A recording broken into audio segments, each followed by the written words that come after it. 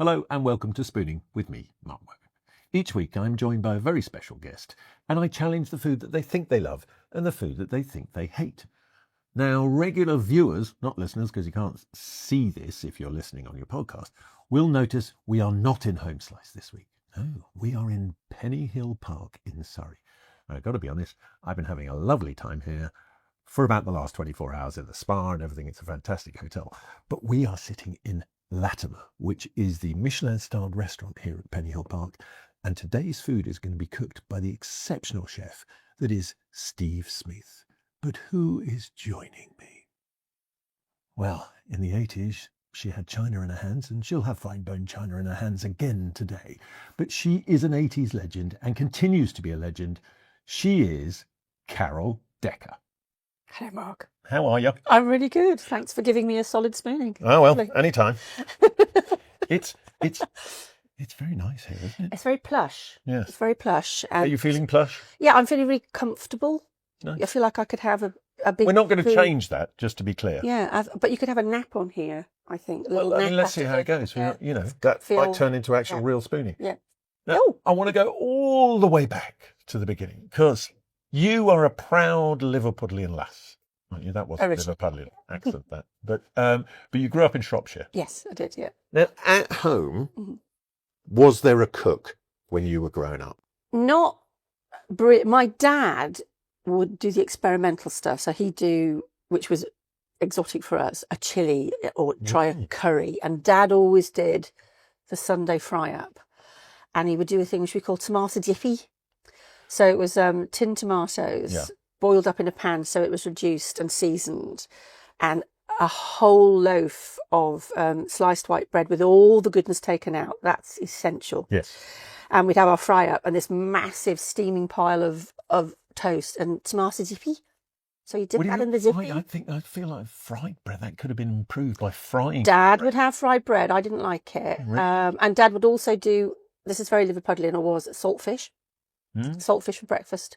So he'd be salting that all week. But Mum was the day-to-day cook, but quite a plain cook. She could do a roast chicken, but we had a lot of egg and chips.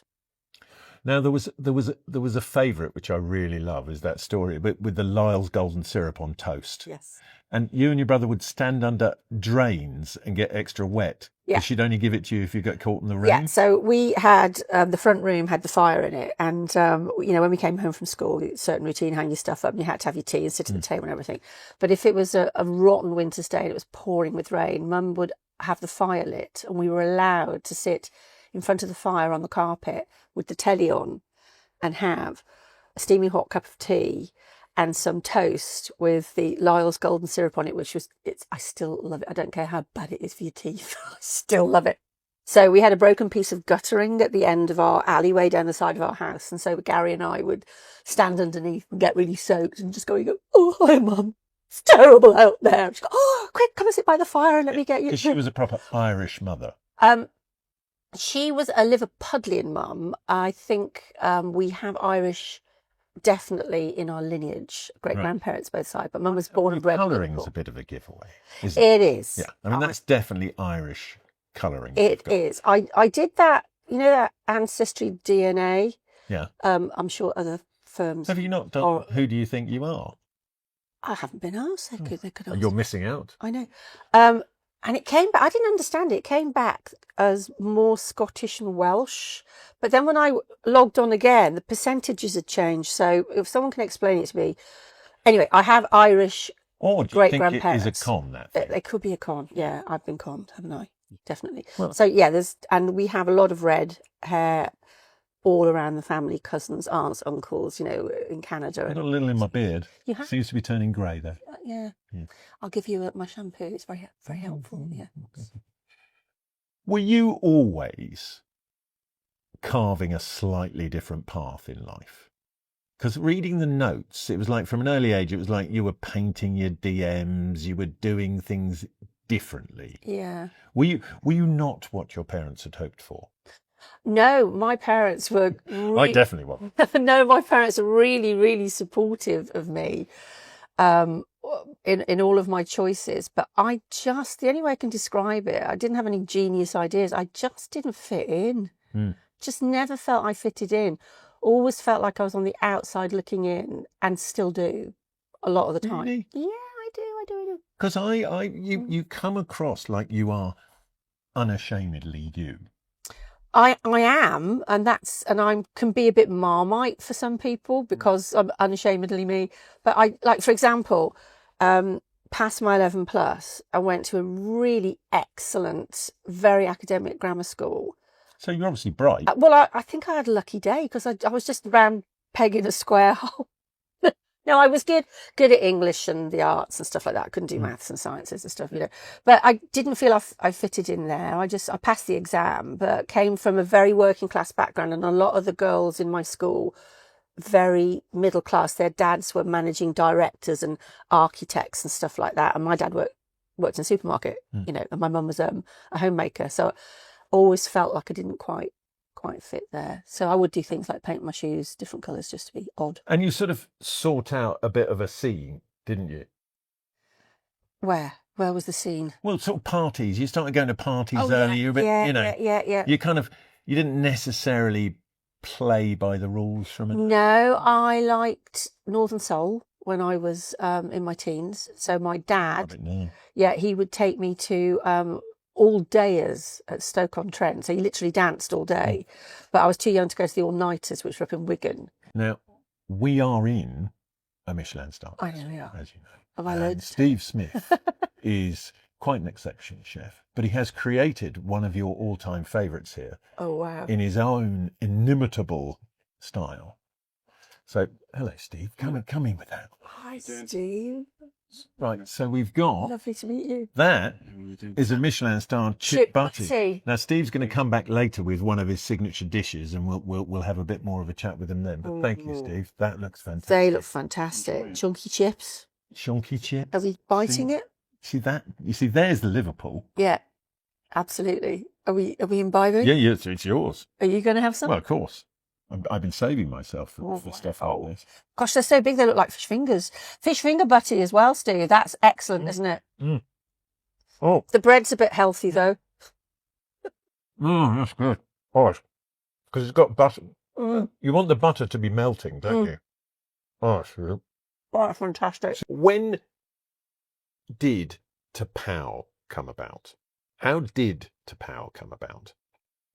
I'm sorry, she's busy eating her chip butty. It's really tasty. Look, you are here to talk as well as eat. Okay, how do I make this concise? Because it's a long...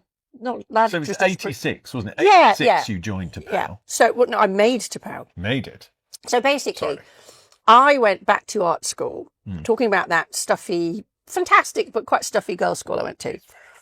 Carry on talking. I'm going. When I left, didn't really know what to do with myself. Wandered lonely as a cloud, in and out of dead-end jobs, went au pairing in Holland for a while.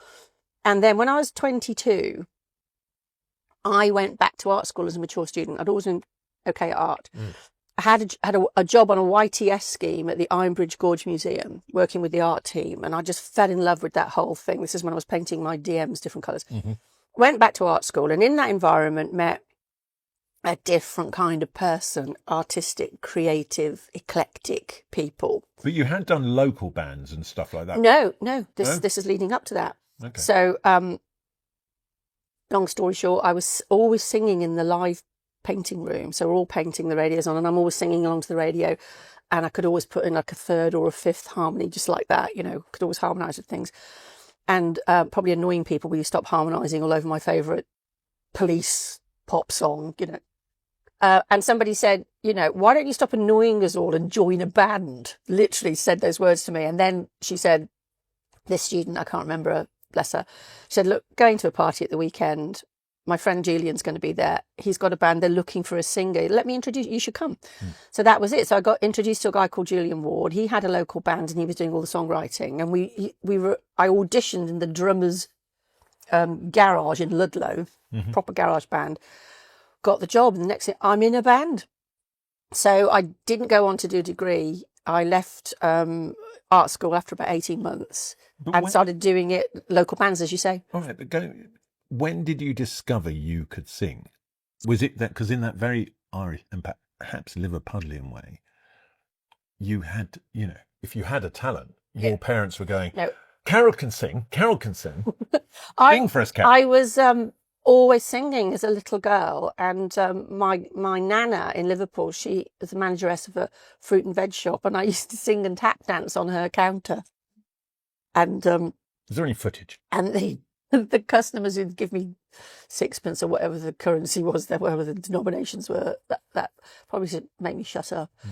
And I would just sing, and I couldn't not sing. So if the radio was on, or my dad or mum, they had a massive record collection, both huge fans of music.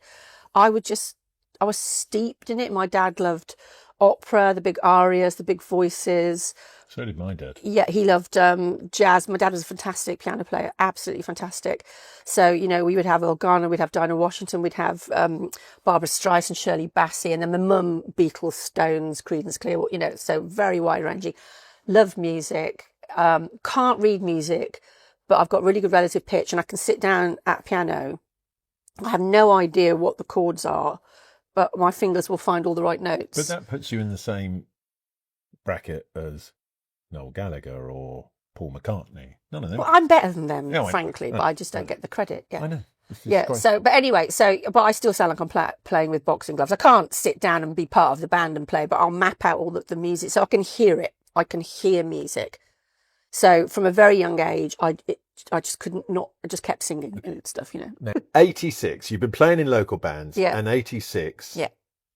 To Pow is formed. So Ronnie Rogers, Yeah. local lad, Shrewsbury lad, he's in another local band, and I go and see his band, and he's great, frontman guitarist, and I fancied him. Mm-hmm.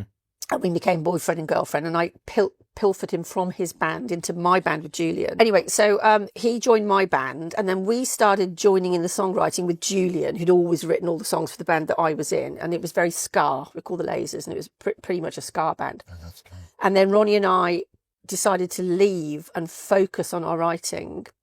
So this is like at least 1984, even earlier than 86. 84 was earlier than 86. Yeah, I figured that out. I went to a really good school. And my dad lent us some money, and we bought home recording equipment and a keyboard. And we started writing. We started sending tapes away, cassettes away. A friend of ours took some really bad pictures of us that were our moody publicity shots, and we did a little biog and everything, And finally got some London management in 86. Right. So we're going to London from Shrewsbury all the time. By then, had you written, because obviously if you've been working together that long, had you written the hits already at that stage? All of them except China. Really? Yeah. So the song that got everybody's interest to start with is a big ballad called Valentine. Yeah. And we wrote that in about 83, I think. Wow. Followed by tracks like Monkey House and Sex Talk and stuff. And then obviously Heart and Soul came along, which was a really big one, Well, I mean, that was a bigger hit in the States than here, though, wasn't it? Same. It went to number 4, both sides. But initially it failed in the UK. It got a re-release because it went to nearly to, top 5 in the Billboard chart. It was the Peppy Jeans ad, wasn't it? Yeah. They used us in a Did you get a lot of free jeans for that or not? No, I didn't get any G's. I didn't get any money either. Because back then it was like, no, we're using your song. We're going to make you famous. That's all you get, So there was no kind of endorsing and sponsorship. So we get the deal finally with Virgin. We choose Roy Thomas Baker as our producer because Ronnie loved Queen and I loved what he'd done with the Cars. So that was perfect combo. But nice to be in a position to choose. It was, and Nile Rodgers was the other person in the running. But I mean, what's he ever done? I know, but it would have been a different album, wouldn't it? Well, I can't imagine what you saw in our songs, actually. Anyway, so we pick Roy. We fly out to a recording studio just outside of Chicago, and there's one track that just isn't working. It's not rising up from the demo. I can't remember what it was. And he said, have you got anything else? We're a track short. So Ronnie and I had started China in Your Hand. So I had a cassette in my handbag, half finished, just the basic piano chords and a lot of the lyrics, but not all. And Roy, I mean, you're talking about the man who produced, apart from many other Grammy Award-winning songs, Bohemian Rhapsody, He's got some form. That is a great song. And so it was kind of brought to life in the studio, written on the hoof, and I had to finish it on the hoof. So turned out right. Yeah, I had to go away and write all the lyrics and stuff, yeah. Because that was number 1. Yeah. And it was because back then, to be number 1 You had to sell a lot of records. You did. Like physical records. People Yeah. had to go into a shop and buy it. Yeah. And you kept everybody who was big at the time off the top spot. We did. With that. So we kept Bee Gees? the Bee Gees, yeah. George Michael? Yeah, George Michael. And George Harrison. Oh, yeah. George Harrison was at number 2 in the singles charts behind us. We were number 1 for 5 weeks. Simultaneously, Bridge of Spies, the album, was at number 1 in the album charts, and Paul McCartney was at number 2. So, you know... hence your point, you're better than the Beatles. Bigger than the Beatles, because they were bigger than Jesus, and I was bigger than the Beatles for 5 whole weeks. So there you go. I'm having it. Yeah. I'm having it. No, take it. It's yours. It's yours. And then that Pet Shop Boys came along. I mean, what do they know? Synthesizers. Flash in the pan. Yeah. But suddenly you are mega famous, and you have a very, striking look. It's a flame red hair. It's leather. I mean, it was very 80s, wasn't it? The look. It was very 80s, and big hair. Yeah, I used to have my weave perm. So a weave perm is where your hairdresser. So you don't look like a poodle. You not a bubble perm. Yeah, you perm a bit of hair and then you leave the next bit straight and you perm a bit. So some of it's permed and some of it's spiky. But it was big. It was pretty big. Did it take a lot of work? No, not once the perm was in, but I did set it on fire once. Not doing a Pepsi. No, that was something. No, I was in a wine bar in the days where you could have naked flame. There wasn't these fake candles and stuff. And there was a window ledge, a bit like this behind me, and there was all wine bottles with candles in them. It was a very crowded wine bar, and I stepped back to let somebody go past me. And the next thing, people are pointing and screaming and queuing up to hit me on the back of the head like that scene out of Airplane, But, and my hair's on fire. But you're quite big star by this stage. I was getting known, yeah. Did that not make the bizarre column in The Sun? No, I don't think it did, actually. Carol on Fire? No, because it was in some sleepy little wine bar in Shrewsbury. We were still living in Shrewsbury for a long time. I didn't move to London for the longest time. In 87, then Ronnie and I were living in Soho, either in the flat at the top of the office or Hazlitt's. Yeah. Little beautiful hotel. Great hotel. Yeah, and then finally, the money came through. Because it didn't for ages. We used our advance to make the album, and then it was the publishing that brought you the money. So finally the publishing comes through from Ronnie and I writing the songs, and we get some money and we buy a house in SW5. That the singles and the album was a massive hit, both sides of the pond. Yes. Which not everybody did back then.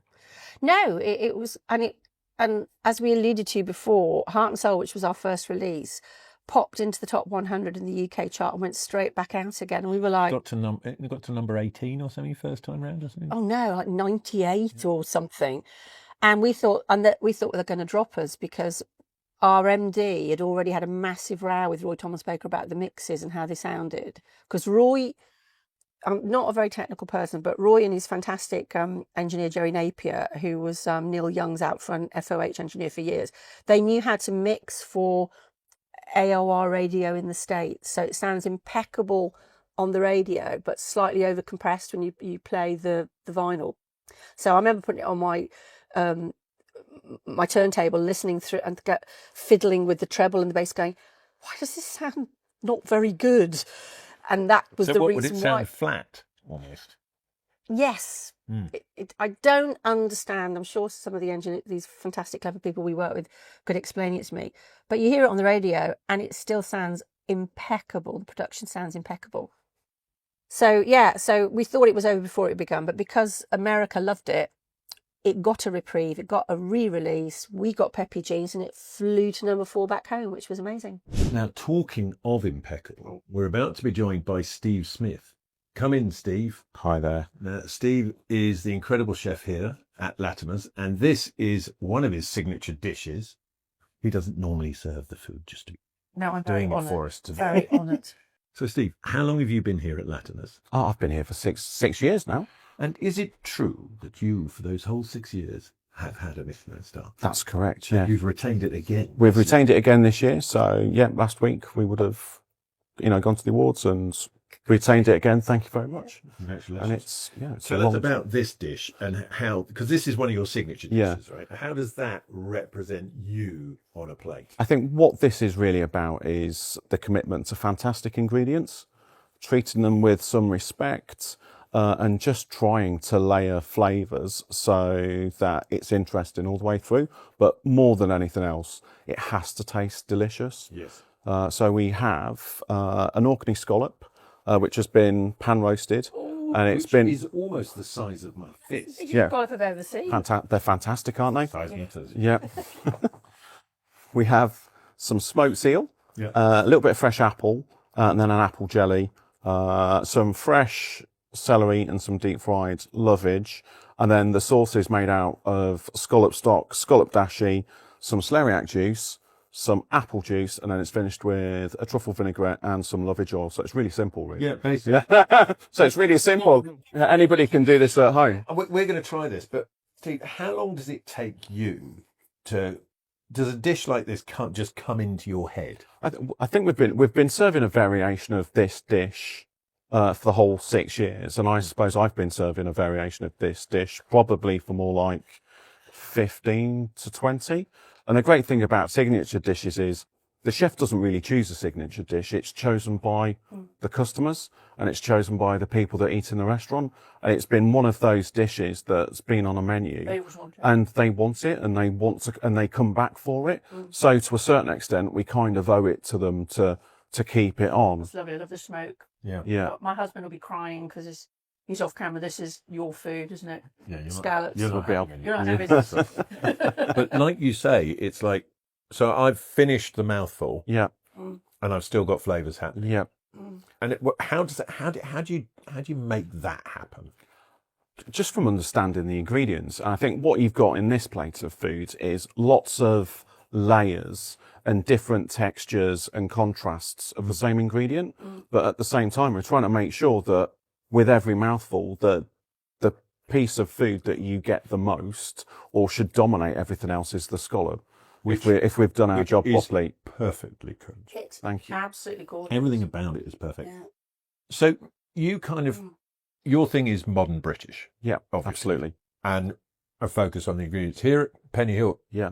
do you have like one of those things where you go, right, I want it to come from as close as possible? I think we will always look to try and find the best ingredients that we can that are in season. And we will we look at trying to get them as locally as possible.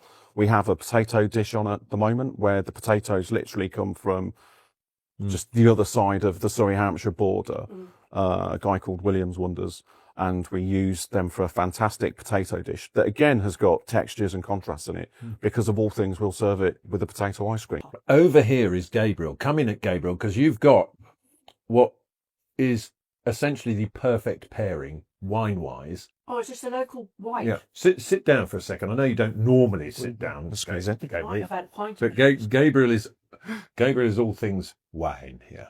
Who's the sommelier? And this, tell us about this. Oh no, I didn't have this on a sparkling. No, so we're going to have champagne to sit alongside the scallop dish for you now. So this is Champagne Maurice Chopin. So it's a really small producer over in Champagne. And It's a very low-key label on that. yeah, showing off smaller producers I think is really important because you've got the big ones that you see on the supermarket shelves, but getting show off things like this. And That's lovely because it's not. I find some champagnes they're really gassy and they get you here. That's really gentle bubbles and it's a very creamy, buttery sort of. yeah, And does it go very well with this? It goes beautifully. These people, it turns out they really know what they're They know what they're doing. talking about. Yeah. Every now and again we get it right. Yeah. What's obviously, as chef and sommelier working together, you always want to move what you're doing forward. What would be the next thing for you? Where would you see Latymer's next move, food wise or wine wise or whatever? I'll let you answer the normal question. I mean, for the wine standpoint, it's just trying to do it better every single day. We're constantly tasting. I'll try every wine in every glass I have. I probably have 10 different glasses. So Do it's you spend most of your time drunk? not so much, but definitely tasting. In the bucket, there's a lot of. Depends how good the wine is. So last night, because we were here last night, which was lovely, I had the local white wine, which is from a Surrey vineyard, and that was absolutely fantastic. And the the bartender served me, he went, "It's a stone fruit." I don't know what that means. What does that mean? It's just the flavour profile you'll be picking up on the wine, hopefully. So like a plum. Yeah. Right. So if I was to talk about this one, you're going to get loads of like minerality freshness. It's 60% Chardonnay, but then 40% Meunier, which is going to show off this kind of umami, berry, earthy character. And that's where it really needs to shine with that truffle. We very much just want to try and improve everything that we do every day, with the focus being on serving amazingly delicious food, but making sure the guests are happy and they're looked after and they're talk to to eat. me? So I finished. And the flavours are so intense, you don't need a lot, do you? No, I mean it's Yeah. tasting menu format, and we do a 4-course menu, we do a 6-course menu. There's a few bits in there where you get some snacks and some other extras. So by the time you've finished eating all of that, you've probably had kind of 10, 11 plates of That's about right. amazing food. Yeah. Yeah. But you want to be, want to feel as if you've had a meal, but you don't want to be feeling overfull. Don't want to be feeling stuff. You want to be able to. You don't want that Christmas Day feeling. No, you don't want. But you don't want to feel like it's Christmas Day. Exactly.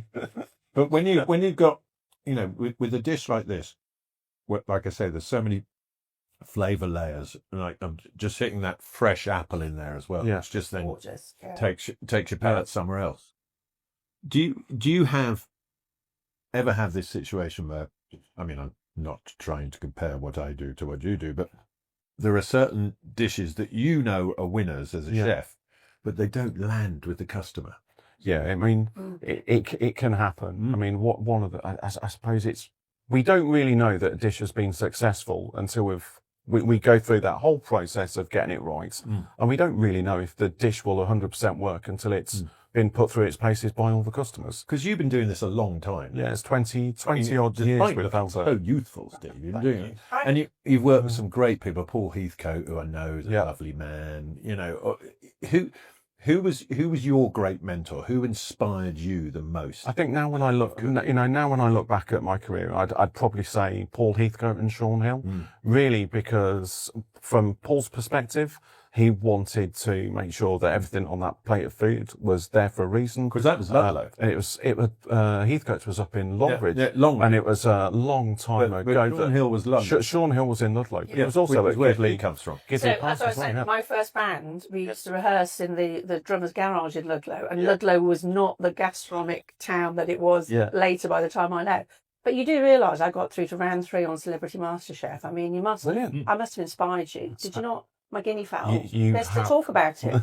Yeah, we don't talk about. Get you in the No, my cheesecake was a disaster. I got flung off the show because you can come in and cook some guinea fowl for us later on. That's done. Well, look, this is fabulous. It is. And you can come here, have a 4-course or a 6-course.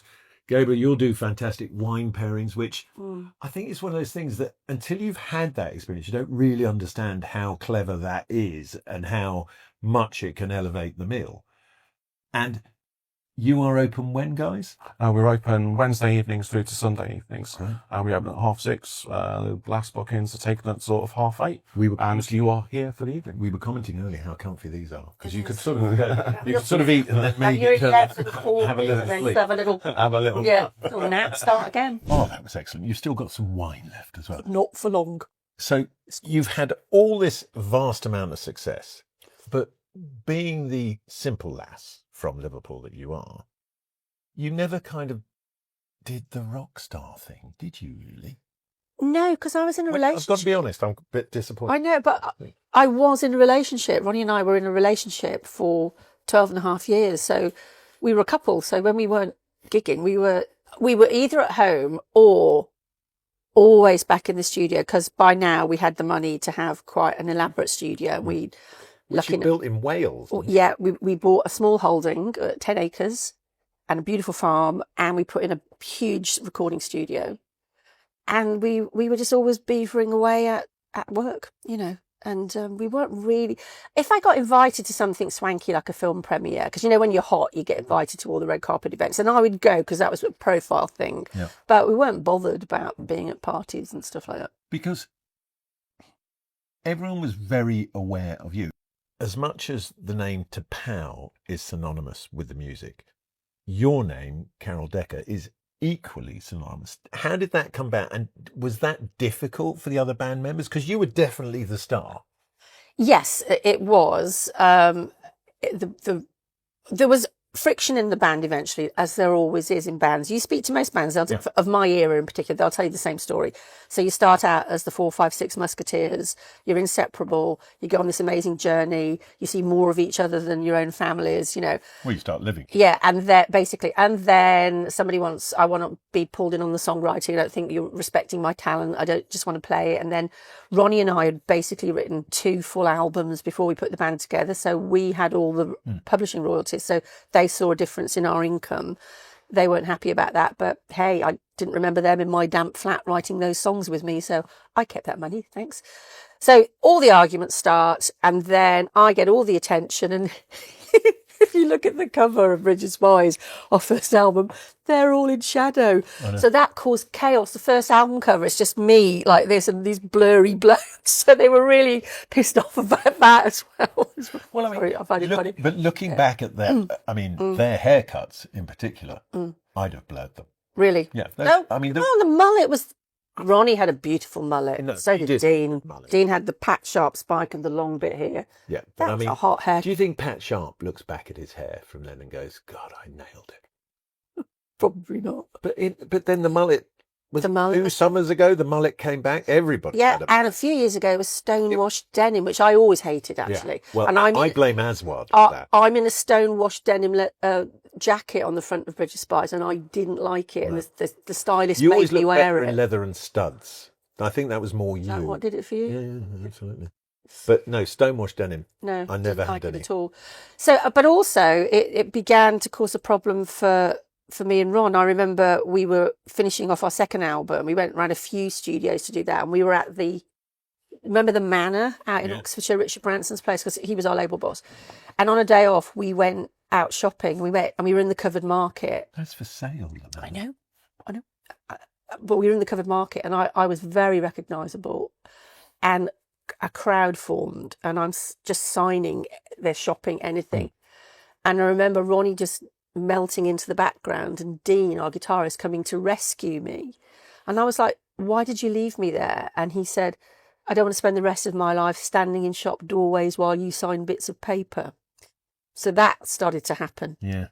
You know. So you left the band, Yeah. didn't you? 92 was that? We fired the band. So the band were on a production deal to me and Ron. We were signed to the label. The band was signed to us. Right. Long story short, by the third top 10 album, because we had 3 top 10 albums, The Promise, we weren't speaking to each other. We were doing that whole thing, arriving in different vehicles. You know, I know it's pathetic.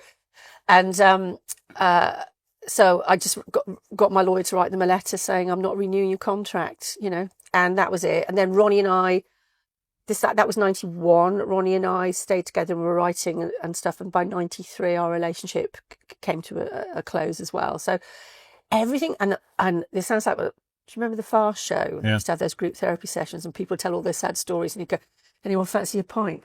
Well, that was me. It's like my career went down the toilet. The label dropped me. My dad died. The band weren't speaking to me, and my boyfriend finished. It's just like I was like swinging from a raft. I worked so hard for all of that. It wasn't easy. It didn't come easy. There was no scene in Shropshire. It was 6 hard years of trying to get record companies to pay attention to us, and then it was the band were successful and functioning for 6 years, and then it was gone. And so was my dad, and so was my 12-year relationship. How did you bounce back from that? I bounced back on Richard Coates, my husband. Who I have met. Yes. And is a lovely man. He's a lovely man. So, I mean, yeah. Can I just say, you got lucky. I did. He's a keeper. Yeah. He's a keeper. He's also a fantastic chef. He Trained is. at the Ritz. He was in the Michelin Guide when we had. But Joe- he also had, at one point, one of the coolest restaurants in London. Big night out. Yeah. Yeah, Up in he did. Primrose Hill. So here's the thing. When you and I were chatting, and you're saying, "Why didn't I rock and roll?" And I don't really know anyone, and I'm not very connected. You're super connected. You know everybody. Richard, because of B&O, no. super connected. Well, I mean, that was the place. I mean, nobody didn't go there. Creation Records was opposite. Yeah. He used to feed the Gallaghers, and Yeah. you know, and Sade and Kylie. Everybody went. Sure, you probably went. So Richard, when I met Richard, he knew more people than I did. Yeah. They all knew him. All the record companies knew him because they used to take their artists there and everything. You know. So, long story short, pub at the end of my road gets turned into a gastro pub by Simon Palmer, who used to run The Ladbroke? the Ladbroke, yeah. Yeah. And Another Primrose Hill Yeah. glitterati hangout. The Labrador Yeah. and the Engineer. the engineer. Yeah. So Simon takes on the Lord Palmerston, which is at the end of my road, and all the Primrose Hillbillies. This is in Kilburn, should we say? NW5 actually, Kentish Town. Oh yeah, sorry. It's Tufnell Park Tube, and then you walk up. Yeah, no, Dark no, Park you're Hill. right, Yeah. you're right, right. So Next to the Forum. right around the Did you corner. ever play the Forum? You I must have did. done. Yeah, I did several times. Anyway, sorry, Yeah. back to the So all the Primrose Hillbillies come sniffing around. It's the start of the gastropub movement. All these beautiful North London boozers, these beautiful Victorian corner ute plots getting, it was fantastic. The whole area changed. And along comes a guy called Will Ashurst, who had a video production company on Regent's Park Road. Richard was one of his best mates. He brought him along. Will knew who I was, got me back on my feet, got me working again, put a band around me, and introduced me to my partner of 28 years. And very quickly, at the age of 40, I was pregnant, having never known if I could get pregnant, because I always made sure I didn't get pregnant. You just weren't with the right. I'll tell you what we've got now for you. Ooh. It's time for your first spoon. Come on, Steve. In you come. So it's under the cloche. It's a secret. Oh. Do I look like Pete Townsend? Look. No. No, in the reflection. Thank you, Steve. And I've got the Spooning with Mark Wogan blindfold for you. Okay. You get to Ooh, put that all on right. now. This is weird. No, it's a trust That exercise. stretch. Okay. Yeah, it stretches. I'm gonna smudge all my No, mascara. look. No, with a smug blindfold, Okay. you don't. It's scalloped Okay. Here so we go. that it doesn't smudge your makeup. Okay, so I'm going to feed this to you. This is very weird. Are you ready? Look, it's so different to when I do it. There's very nice spoons, these. Pull yourself together, Carol. Hey, open wide. There. Ooh, Here okay. we go. Now, there you go. Just take that off the spoon. What do you think of that? What's the flavours? What's the textures? Salty, Mm-hmm. creamy, Mm-hmm. sperm. Sorry. God, no, Carol. It's not the 80s. It's 2026 Um, now. You can't say things like that. Oh, you can. You're gonna edit that out. No. Salty, creamy, spicy. Yeah. So chilies. Yeah. What else? What else? You're getting you've alighted upon the capsicum, but where else have we gone with it? Is it Given your answers on your questionnaires, I tell you what. Have a smell of it. Oh God. Here, there we go. What can you smell there? It's confusing. It's like toast. It's because it's been roasted. What Okay. would you roast that might be of the capsicum family? Oh, red peppers. Exactly. Take your blindfold off. Take your blindfold off. Oh, I love that. Because that's your favourite ingredient. That is my favourite ingredient. Now, it's really hard if you can't see to know what it was. That is delicious. You can have the other one. It's Can I have that? Yeah, Yeah, I love that. These spoons are gorgeous, aren't they? it's gorgeous. Well, we're in Latymer's, Mm. where you have the finest dining. That is So good. isn't it? absolutely banging. Yeah, it's lovely. So anyway, you've met the man of your dreams. Yes. You're strangely pregnant. You're back touring. Yeah. Had to stop the plans, which didn't please Will very much. He'd worked really, really hard, but Well, it was his fault. Can't hang around when you're He 40. introduced you to the Yeah. walking. and No. you can't hang around when you're 40, can you? No. So we have a baby. We reschedule the tour. I go out to East Germany with Status Quo, which was hard because I left my baby behind, with my mum when she was 6 months old. It wasn't convenient. I'm 40. I'm pregnant. We've got all sorts of work booked in, but I meet Richard, and I couldn't hang about. We wanted to start a family, and I was 40, so it all happened at the same time. So you start then being a mum. Yeah. All of that happens, but the thing is, I think because you were such an icon of that period, the public never really forgot you. So when you decided to sort of put yourself out there again, people were very warm towards it. You did all sort of, what's that? Hold on, I've got it written down here. You were in movies, 9 Dead Gay Guys. I didn't catch that one. Oh, I got to death by Stephen Burkoff. Did you? Yeah. I was his wife, and he How was Richard about that? Was he all right with that? he was fine. He brought the money in. He was fine with Okay, it. He good, just good. understood. Yeah. And then Hit Me Baby One More Time Loved that. came along, Yeah, that was super fun. which, unbelievably, and I do say this, unbelievably. You were beaten by Shakin' Stevens. I mean, how do you get beaten by Shakin' Stevens? He's got a ferocious army of fans, and it was public voting. Who arguably might be hard of hearing. I couldn't possibly comment. I mean, no disrespect to Shakin' Stevens fans, but really? Yeah. No, I love doing that show. It was super fun. And a whole new sort of kind of work opened up for me. And I wasn't really fussed about just being perceived as a singer or fronting a rock band. Everybody's very protective about what they did and how they were perceived, what they call like my brand now. I'm really quite an entertainer. I can act, I can sing. I've told you how wonderful I am on the piano. There's a lot of things that I can do. And I was really curious and open for all the things that came my way. But that goes back to what I said at the beginning. You are unashamedly you now. or you are, even at this stage, happy to take a risk, happy to say, I mean, you've been, one might argue, occasionally quite controversial on X. Or Twitter, as it was then. By controversial, you mean talking common sense and not accepting a load of rubbish? Then controversial BI. Yeah, I have. And there's a lot of unpleasant people out there, unfortunately, so I stopped doing that. So, but yeah, I'm lucky that people do, some people still like me, some people still remember me, and you've got to be grateful for that in a very fickle business, haven't you? But you sort of spearheaded that Rewind Festival and the sort of celebration of the 80s and everything. And you couldn't have done that without the star power that you carry. Thank you. I also had nothing to lose because, it wasn't my big heyday. I'd taken time off. I had 2 kids now. And then, as we know, because we both live in Henley, a Rewind takes off in Henley by the river, down the hill. Not far to travel. From my house, yeah. And my friend David Hartfield was the promoter, and I was very happy to be included. And it was fantastic to be on stage in front of 20,000 people again, because in our heyday, we were playing the biggest festivals around the world, and it's shock and awe when you do massive festivals. I love it. And you've got, thousands of people waving their arms to you. They know the words. And they know all the words, and they sing it back to you. It's amazing, But that then spawned the Here and Now tours, didn't it? It's Here and Now. That was another brand, similar. And that was, it was Paul Young, Go West, Kim Wilde, I think possibly the Christians, and me, again with an amazing house band. So we all used the same band. And these guys, a lot of them play in the pits in the West End, and as my dad used to say, they can read fly wall, they're just the best players.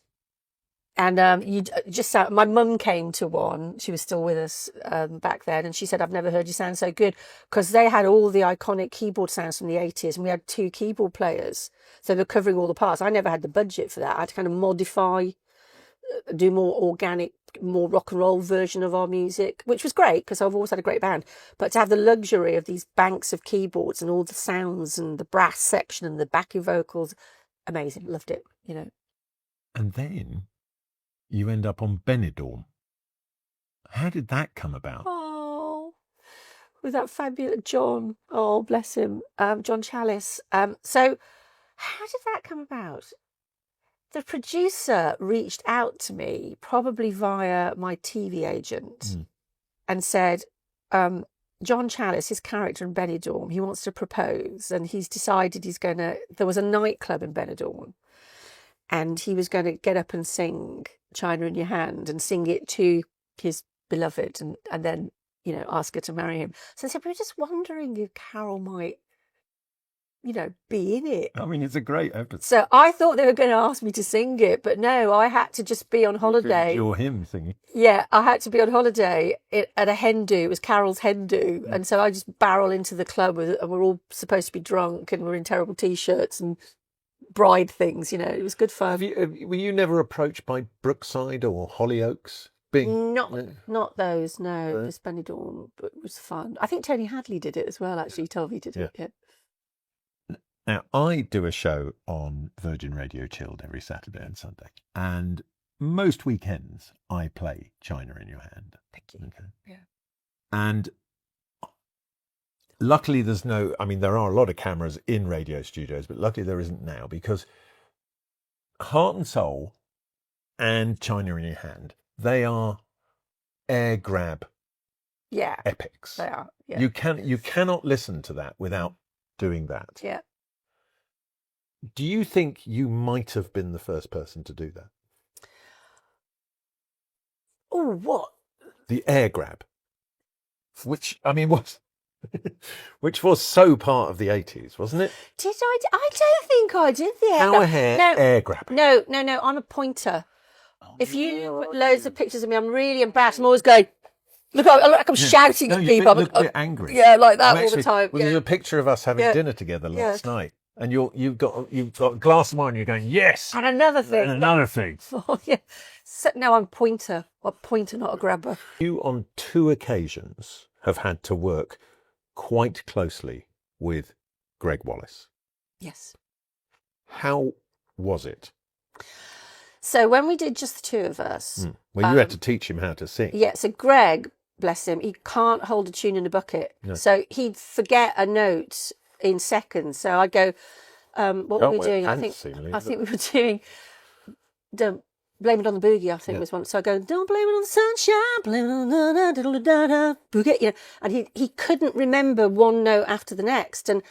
And I was in it to win it, you know. It was a competition. It was like Strictly Come Singing kind of thing. No, I know, I remember it. It was And so he was also he was acting up all the time with the crew. So he was telling bad jokes and everyone was just, it's like our crew here, you've got to crack on with it. And everyone's just going, well, I can't say anything. So in the end I said, can we just please focus? And I was getting told as well, I said, how are other competitors doing? And they can't divulge too much to you because you're not meant to cheat. And he said, you need to make up a lot of ground. And I was like, can you just listen to me? And he said, there's no need to be rude to me. And I said, I'm not being rude to you. I've never taught anybody before. I'm not a singing teacher. I'm trying my best to teach you. And you're not listening. You're more focused on making sure everybody likes you and you're cracking the jokes and you're the big star of the moment when we actually need to just. And then he apologized and he worked a lot harder. I found him sort of big-headed and boorish and barraboyish, but never ever ever inappropriate, just annoying as So people, you know what? People tried to talk to me when he had his issues. I did MasterChef with him as well. Again, by which time he was really pleased to see me, and we were chatting, and he'd lost a lot of weight, and he was telling me how he'd done that, and he was okay. He was fine. But I never had a problem with him and the other things that he was accused of. I have to be honest. Would you like him to do a cameo for you? He's doing cameo now. No. No, yeah, me neither. I tell you what, I wish I'd seen you in. Was Now That's What I Call Music. Now That's What I Call a Musical. Sorry, Now That's What I Call a Musical. Yeah. Thank you. That was the best fun. Because you loved doing that, didn't you? I did. So it was. Johnny saw that, didn't you, Johnny? Yeah. Was I in it or? You in it. I was fantastic, wasn't I? Yeah, I was the best, really. Yeah. Yeah. So the story was two girls. They come from Birmingham. They're young in the 80s. 20 years goes by. One's gone off to Hollywood to try and make it. The other one becomes a nurse, gets married. They lose touch. Hollywood girl comes back because, she's getting married. That's it. She's coming back for the wedding. And it's the soundtrack to their youth. And all the songs that you know and love are folded into the script really cleverly. Who was our writer? Pippa Evans. Yeah, she wrote a really good script. And then at the end of the play, our young girl, she's now in her late 40s, early 50s. She's saying, where did my life, it all went hideously wrong, why, and she's got a bedspread of me from when she's got a poster on the wall and stuff. And she goes, what would you have done, Carol Decker from T'Pau? And I appear with all these angels in a puff of smoke, and they gave me this beautiful white suit covered in sequins, and I have angels and they have gigantic china cups, and I give her all my advice, drop pearls of wisdom, and then of course I sing China in Your Hand, and then in the finale we sing Heart and Soul, and everyone was on their feet. I just I wish I'd seen it, because I have that original copy of Now That's What I Call Music. I've still got that. Yeah. We have your second spoon here. Okay, this is going to be weird. On Thank you, Steve. Bring that in. What have we got here? Right. Lovely. Pop that I down. feel inadequate if I can't identify the flavours because I can't see. Just put the blind. Just put the on. blind. Yeah. I like to Oh, get I've things got right. my own one this time. Oh. Good. I'm looking forward to eating this. This is exciting. I'm going to take the cloches off. Oh, that looks good. You are going to have to open very wide for this one. All right? Stop. Okay, here we go. You ready? Yep. Keep going. Oh, I'm pushing it in. There we go. Hold on, Carol. This isn't looking too glamorous. There we go. 80s icon. Carol Decker eats. How nice is that? Is that potato? It could be. And like a souffle, like a cream. Is it gratin? Mm-hmm. Is it potato gratin? Maybe. What other flavours are you getting? Cauliflower? Something else, maybe? Macaroni? Well, I mean... Cheese? Cheese. Yeah. Yeah. Like really strong, stinky, Oh, smelly cheese. That doesn't smell bad. That doesn't. What cheese is in that? It's Spenwood. Spenwood. Oh, See? it's lovely. So it's a used milk. Yeah. Used milk. No, used milk. Not used milk. Jeez. I'm Oh, gonna you're meant to be really posh, chef. You can take that off. Okay, take it off. Yeah. I've got one as well. I'm going to have it. That is So delicious. it's a Gougere Gougere. or, you know, a bit of choux pastry filled with the cheese. That is absolutely delicious, and it doesn't smell horrible. But Oh, God. you know, when we go skiing and those cheeses that could clear a room, we call it farty flet. Yeah. Don't we, Richard? But Spenwood, if you see it in that form, it's got some proper nasal tang to it. But in that, Yeah. and that's what I mean. The whole purpose of this, no such thing as a bad ingredient. No, but not in the hands of a great chef. Exactly. So, you know. What you're saying, if I'd cooked it, it would have been rubbish. Is that what you're saying? It's probably one of those things that it smell worse You got before lucky. you cook it. You So got cook lucky the smell this out, don't episode you? was here. Yeah. Because I could never go, you know that cheese shop in Covent Garden? I Neil's Yard. couldn't go in it. You really are cheese phobic. I love a bit of cheese, but not that much, and all that smelly. That was delicious, Steve. Thank you so much. That was It's all down my shirt. So we changed your mind on stinky cheese. As long as Steve cooks it, I'm all right. Yeah. All right. So you come straight off the musical and you go into The Masked Singer. I filmed The Masked Singer before. Oh, did you? Film it in the summer, and it TXs in the January. So you've got to keep that all a secret all that time. It's fantastic. Did you tell anyone? No, the only person I told was Richard. Did And- Richard tell anyone? No, and also Scallop, my daughter, because she had to help me with my diary and walk the dog and stuff like that. But it's off the scale secret. So they send you an outfit, black gloves, leggings, hoodie, visor, balaclava. Is it true you couldn't see a thing on stage? Couldn't see a thing. You don't meet any of the other contestants. You see people in their costume, but you don't know who they are. You have a core team. The crew don't know who you are. The lighting guys, there's only one, the guy who mics you up knows who you are. That's the only person. And everyone signs NDAs. And it was the best fun. And I loved learning new music, learning other people's songs and getting the opportunity to sing songs I loved, like Tina Turner and The Killers, who if I died and came back again, I would be in The Killers. Really? I just love The Killers. I love them. Yeah. Couldn't see a thing. So how many weeks were you on The Masked Singer? Blind? I think 3. I think I did 3 weeks. I was crushed when I got booted off. And But that's the bit I don't understand about The Masked Singer, right? I didn't really understand it. Some people really aren't very good at singing and they stay a long time. And then there's people who have fantastic voices. Yeah. And you go, well, why are they getting kicked off? No, I know, but apparently it's not about the singing, which I still don't understand. I still don't get it.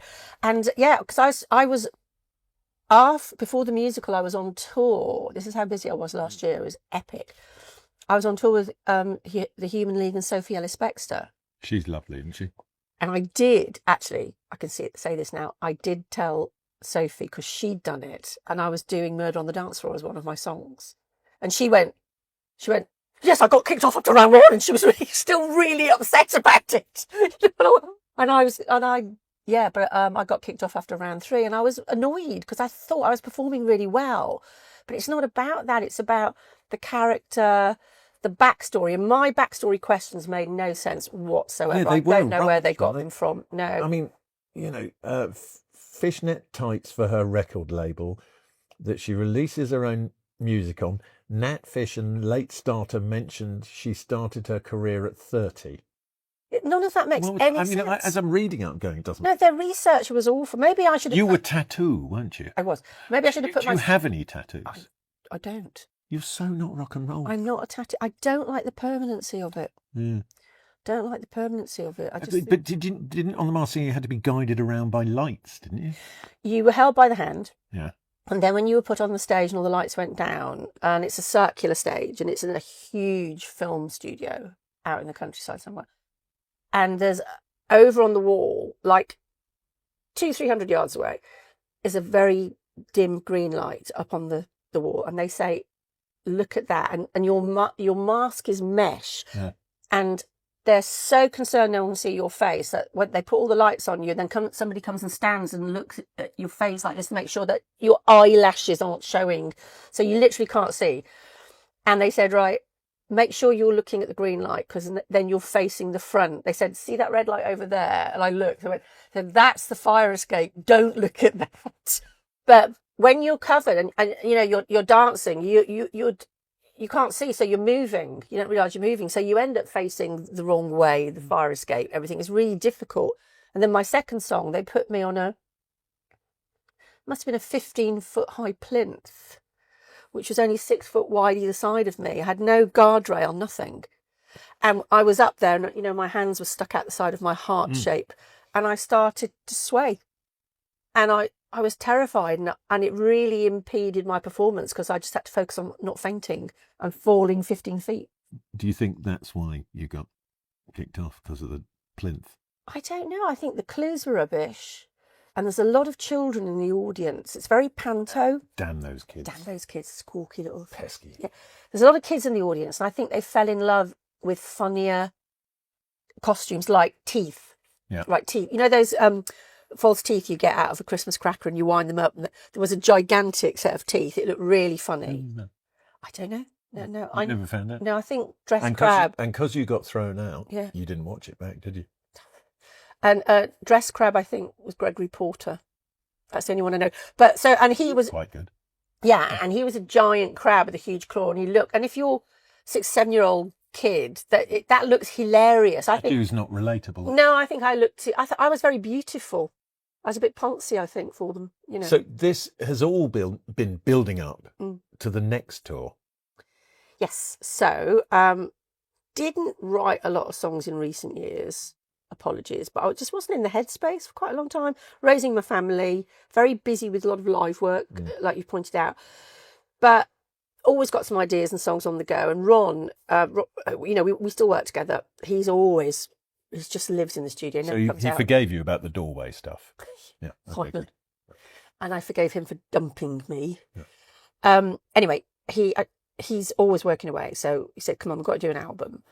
And we put ourselves under pressure by announcing the tour date, which starts on the 10th of April. And we nearly killed ourselves and each other. It was terrible. Because we decided to do limited edition 1,000 signed copies of vinyl of the album, which is called Be Wonderful.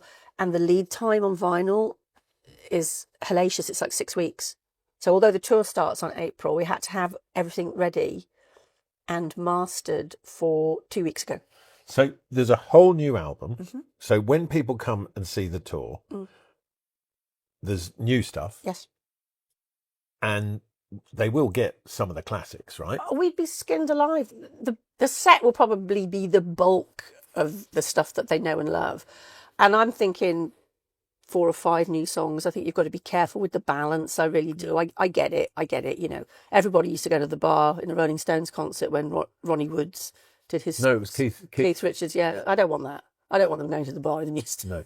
So, do you know the funny story about that? So I saw them at the old Wembley Arena, and Keith did that, and they were on stage at the same time that the England team were shooting penalties against Germany in the semis of the World. Oh no! So everybody went. So as he finished his first solo song, everybody's got on radios, old wireless radios. They went ahead on penalties.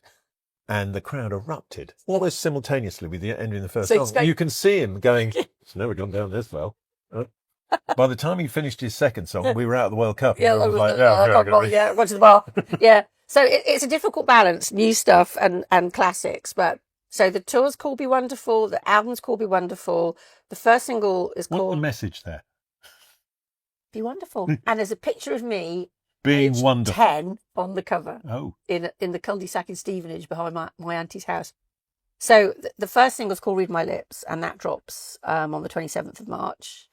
And then the album Be Wonderful drops the first day of the tour, which is the 10th of April, and it's a UK tour. Absolutely. Well, Carol, you have been amazing. Oh, You thanks. continue to be amazing. Really enjoyed it.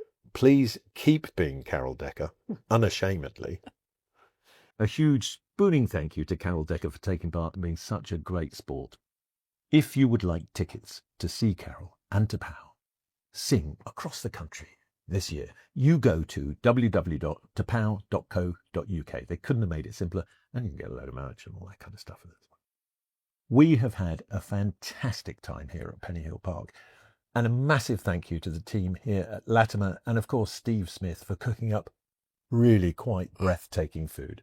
We've had a great time here, haven't we, Carol? Oh, we have. So spoiled. So lucky. We're definitely coming back. But I will be back next week with a very special guest, challenging the food that they think they hate and the food that they think they love.